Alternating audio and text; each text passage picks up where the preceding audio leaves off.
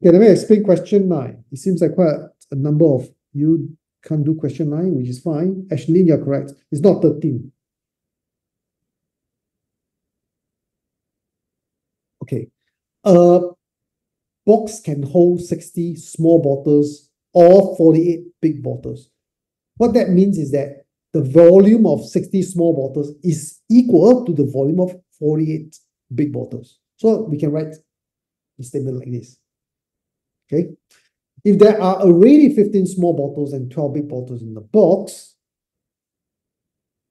how many more big bottles can the box hold? So what you can do is, you know that in the box, the maximum you can hold is 48 big bottles.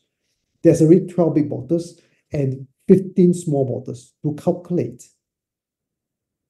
to solve this question, I need to know what is the equivalent number of big bottles is 15 small bottles. Okay. So 15 small bottles is how many big bottles? Let's derive it from this statement. Okay. So we go from